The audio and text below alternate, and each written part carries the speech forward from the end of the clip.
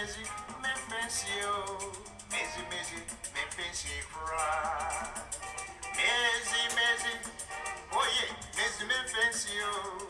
Mezi, me fancy cry. I say, oh yeah, one no doubt. Onia, on the book, mezo, dapo, me fancy oh. Mezi, me fancy cry.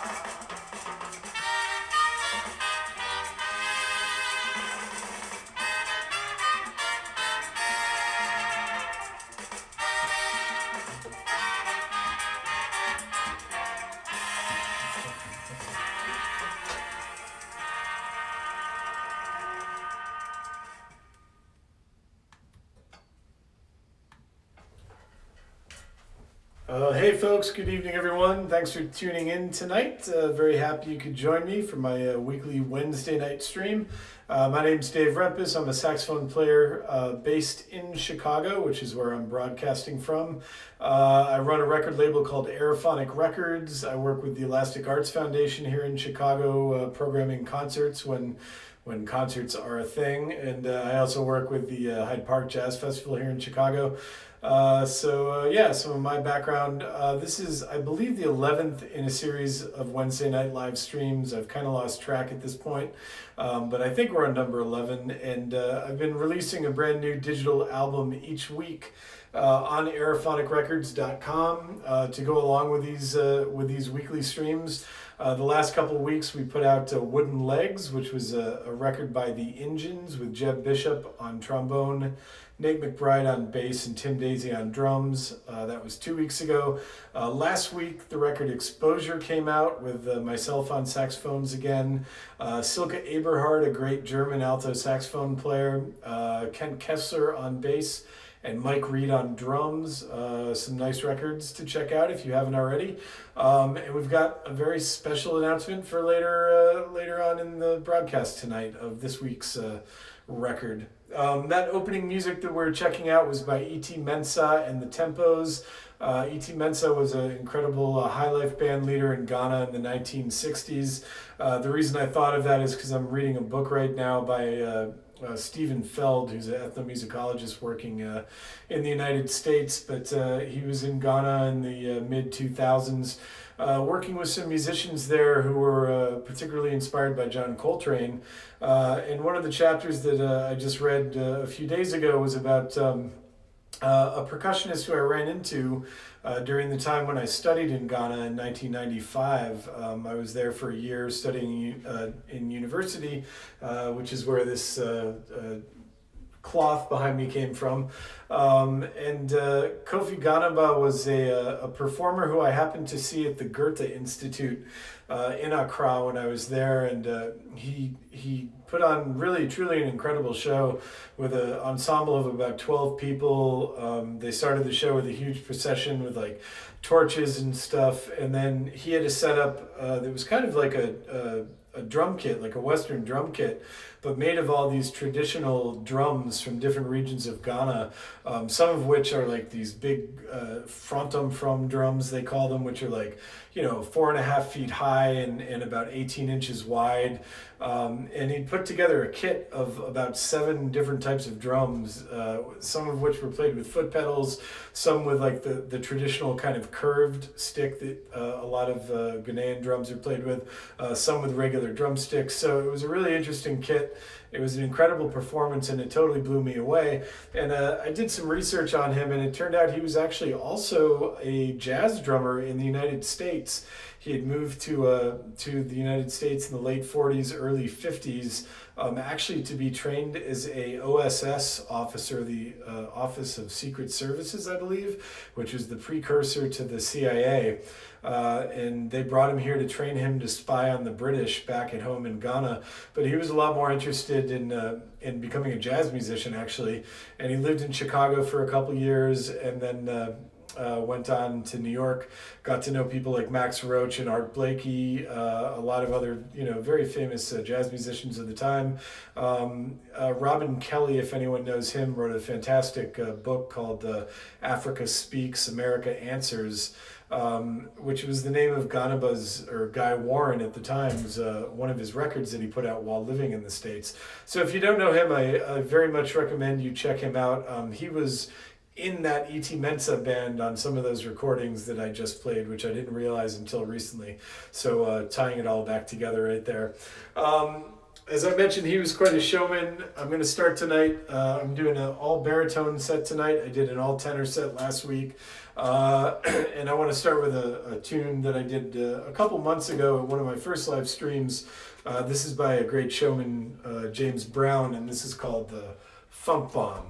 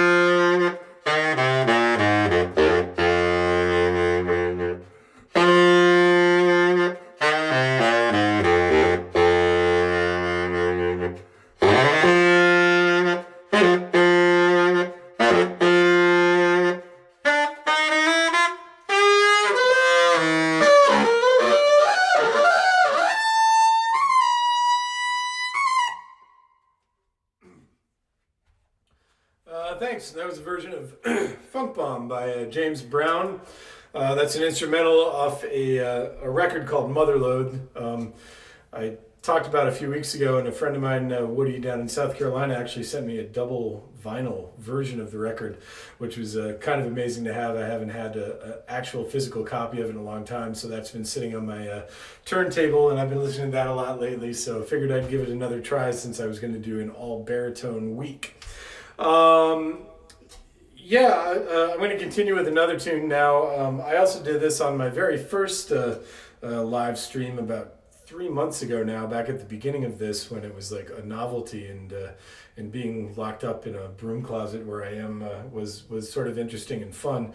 Now it's starting to like really settle in a little bit, but we're still trying, man. So this is a piece by the great Marcus Vamvakaris, a Greek composer and bouzouki player who was active in the 1920s and 30s up through the 50s. This is a piece of his called Kara Duzeni. And I'm going to start it with a kind of solo improvisation, which in Greek music is referred to as a taksim, T-A-X-I-M. In Turkish music, it's called a taksim, T-A-K-S-I-M. Because they're Greek and Turkish, they're completely different things. They have nothing to do with each other, and they're not related in any way, but they have the same name and spelling.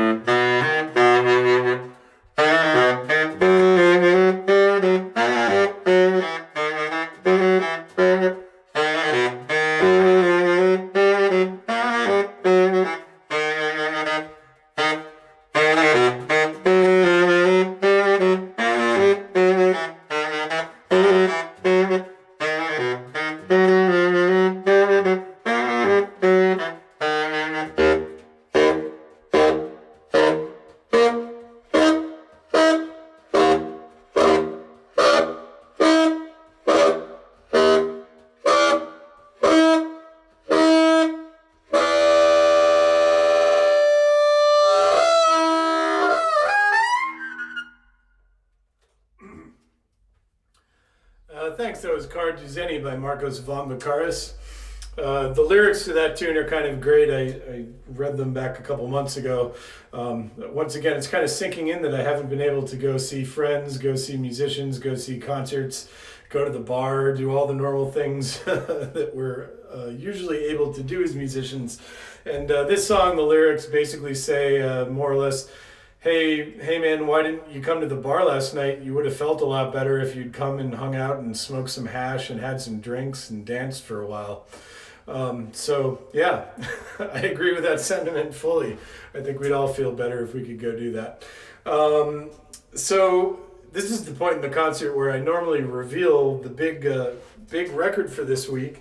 And I'm really happy to say that for the first time in a few months, I actually have a hard copy release that is coming out this week. I saved it to announce on tonight's broadcast.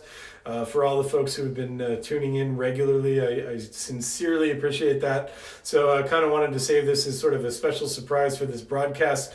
We have a new record out right now by Ballister, which I just got in the mail last week. It's called Znachki Stilyag, which is absolute nonsense in Russian, from what I'm told by my Russian friends.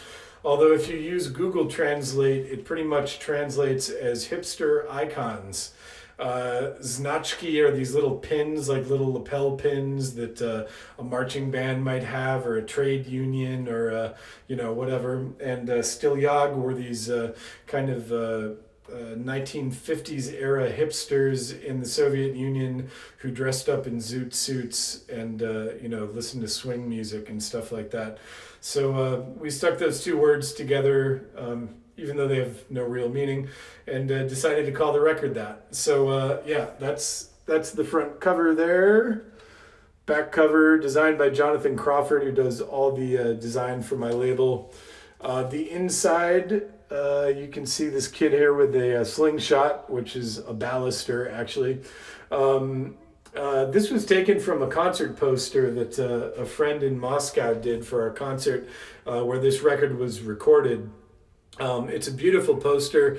If anyone wants a copy of it, I can send you a PDF of it, no charge or anything. You could print it at home if you like it, or just have it. The disc looks like that. So it's a really nice design. Super happy to have another hard copy release. It's the first thing on Aerophonic that's come out as a hard copy release since April, when of Things Beyond Thule Volume 2 and Codes Myths, a duo record with Frank Rosalie, both came out way back at the end of April. So yeah, really excited to have another hard copy release out there. Check out the website for that, aerophonicrecords.com, which you can see right there. Yeah, so I'm going to continue with an improvisation now instead of doing another piece. This is going to be an instant improvisation. And hey guys, thanks for tuning in. Paul, Kip, Brian, Adam, all you guys, really appreciate it. As always, super happy to see you all. So thanks for sticking with me all these weeks.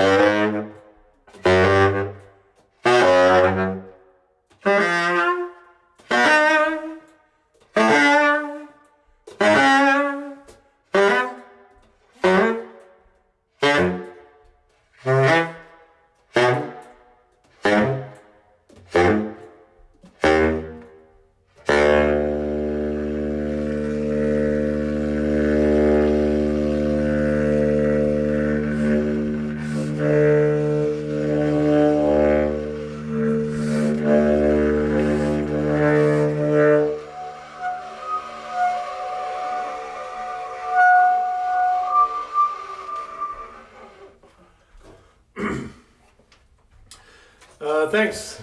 That was a little baritone improvisation, wandering around the horn a little bit. So as I mentioned a little earlier, I feel like the last couple of weeks for everybody has been the part where things are really starting to settle in. Like, oh yeah, this isn't just going away by fall. You know, we're going to kind of be stuck with this for a while. And I know for myself, last week I ended up having to cancel my last scheduled tour for the year, which was supposed to take place in October and November with a trio called Kuzu, with Tashi Dorji on guitar and Tyler Damon on drums. We've been working a lot over the last few years with that group, and we're really excited to go to Europe for our first tour, and we had a nice tour booked with about actually 17 or 18 gigs, which is quite a lot for a European tour at this point. And we were pretty excited about it, but enough cancellations started coming in, and with the health situation in the United States and the lack of permission for Americans to travel into Europe still at the moment, it seemed like the only logical decision was to cancel it. So we postponed that till 2021. That for me was kind of a moment where I really realized, like, this is going to be going on for another year, at least for musicians and bookings and whatnot. And I have to say, I really do miss touring. I mean, it's one of my favorite things. Just so many wonderful times and experiences on the road, meeting people who I've been communicating with, say, by email for ages, really all over the world. And I sincerely miss that. This Ballister record that just came out, which I mentioned earlier, Znachki Stilyag, was recorded in Moscow live on a tour last fall, and that was a tour that we started in Italy, actually, at a festival called Jazz of Wine and Peace, which is up in the north eastern corner of the country, not too far from Trieste, right on the border with Slovenia. It's an amazing white wine region of Italy, and the whole idea behind the festival is both to showcase music and the local wines. So the performances take place at different vineyards and different locations around the area. And we played on a Sunday afternoon at about 2 or 3 o'clock in the afternoon in this beautiful vineyard. I mean, the buildings were straight out of a movie. I mean, it was just incredible. And afterwards, the spread of food and wine and everything was just absolutely amazing. The day before, I'd flown in from Chicago, and got in early in the morning, probably around 9 o'clock. And the rest of that day, I went to see some concerts. Paal Nilssen-Love, who's the drummer in Ballister, had actually been on tour, ending a tour at the same festival with a trio with David Murray on saxophones and Ingeborg Hogerflatten on bass. And so I got to go see those guys play. And then that evening we had this, 4-hour meal in an Italian restaurant with, there were probably about 15 of us there. Hamid Drake also happened to be in town. He was playing on the festival. A friend of mine from Chicago who was traveling around Europe and decided to end his trip there and to come see us. A couple booking agents I know. So there were a lot of friends around at this, huge long table drinking wine, telling stories. I'd never met David Murray before, so it was really kind of amazing to get a chance to talk to him a bit. Really funny and personable guy. The next night of that tour, we were in Krakow, which is a really home away from home for me for many years, between about 2004 and say 2010, 10, 11, 12. Marek Winiarski, who runs the great Polish label Not To, really did a lot of work to create an amazing festival and calendar of events throughout the year. I first went there with the Vandermark 5 in 2004 for a 5-day residency at the same club, Alchemia, every night. And that was something I'd never done before, and very rarely since, to have a residency like that in the same town and actually get to spend time somewhere instead of just traveling every day. And after that, especially for the Vandermark 5, Krakow really became like a home base when we were touring Europe. We would spend time there, bounce off from there to other locations in Poland. And we had a pretty amazing trip. My first time going to the Ukraine was in 2005. Also with the Vandermark 5, and I believe it was the first tour that Fred Lonberg-Holm did with the band. Fred is also a bandmate in Ballister, and it was a pretty incredible experience in the Ukraine. We played in the Opera House in Lviv, which is in the western Ukraine, and it seated about 600 people. This beautiful, kind of Viennese-looking opera house from the 19th century, kind of run down, but really quite beautiful. And I mean, the place was entirely packed. There were about 600 people there, and they absolutely loved the music. Just encores and applause and standing ovations. And I mean, just one of those feelings that I think Eastern Europe, Poland, and Ukraine and Russia especially are kind of known for delivering all this energy back to the musicians and excitement. And so it was an amazing time. After that one, we also went to another meal with about 15 people, and we were all pretty excited, and the vodka came out right away.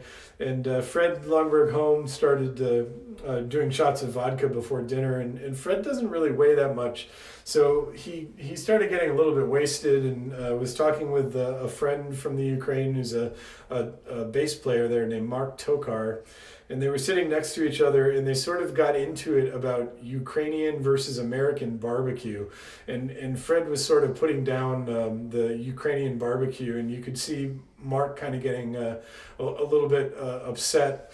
And so Mark just started he said, hey, let's have another shot of vodka.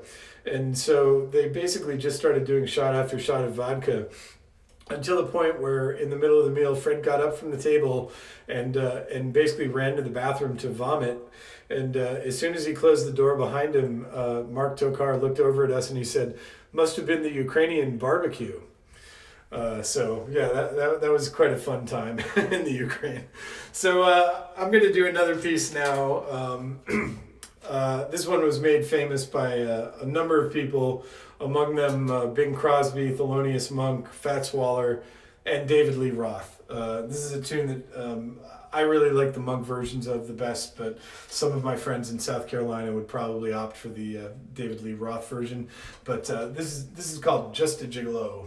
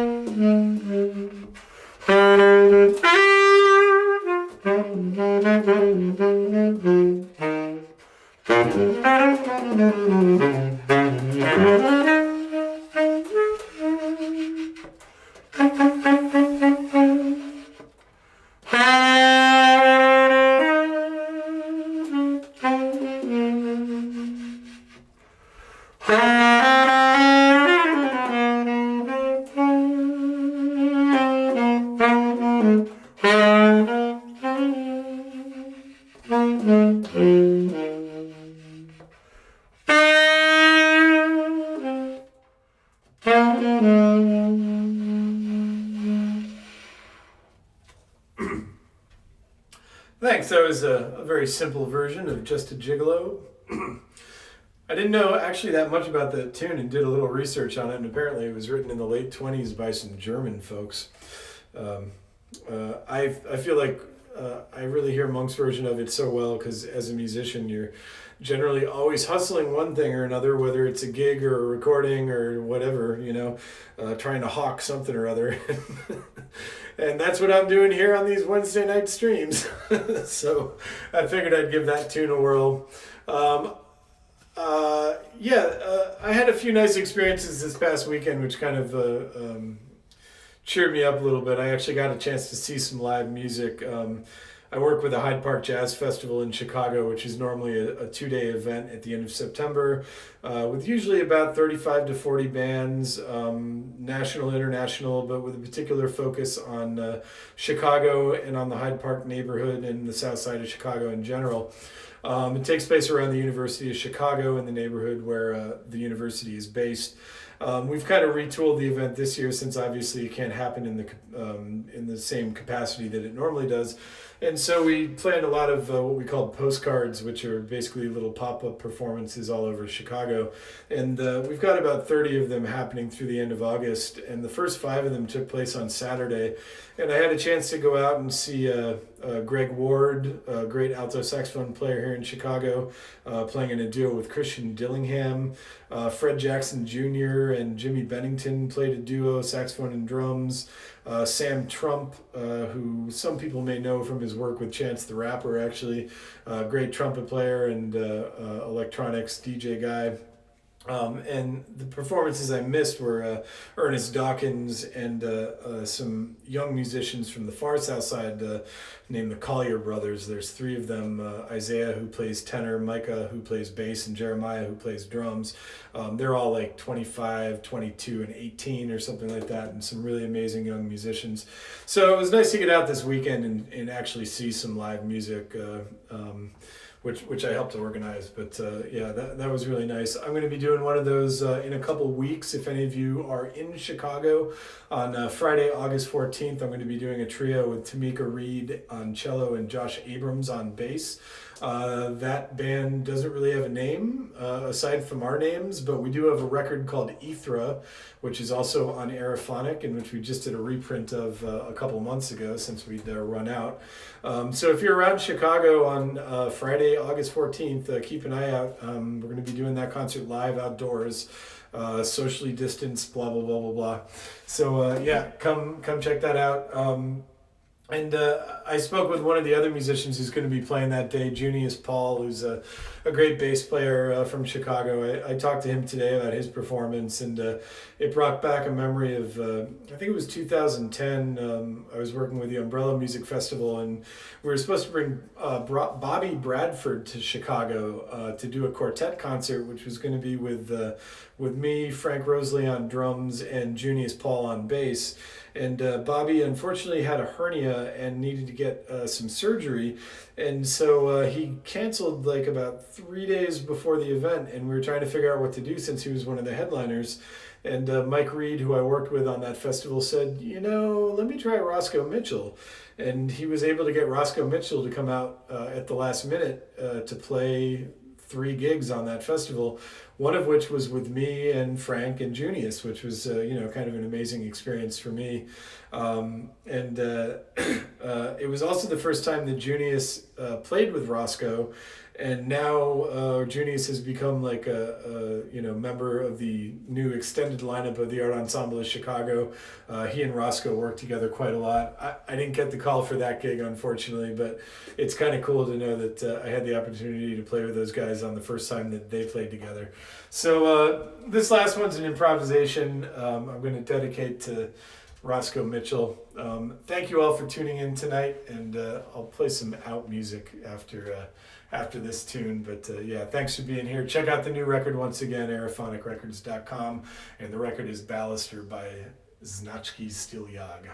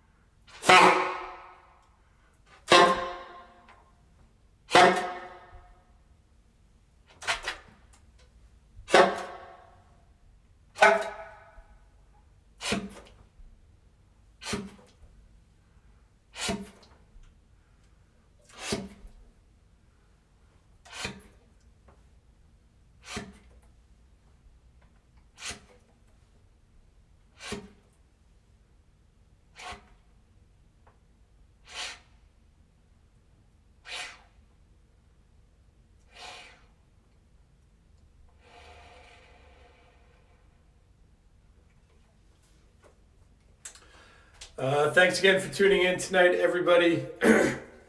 Do check out the new record. I'm going to be taking a break next week from the live streams and from the normal weekly release to focus on the new record. Hopefully I'll be taping up a lot of packages. Fingers crossed for that. Really appreciate everybody tuning in tonight. I'm going to take us out with a little bit of Eddie Harris tonight. This is from his record, The Electrifying Eddie Harris. Thank you all for being here, and see you in a couple weeks, I hope. Ciao.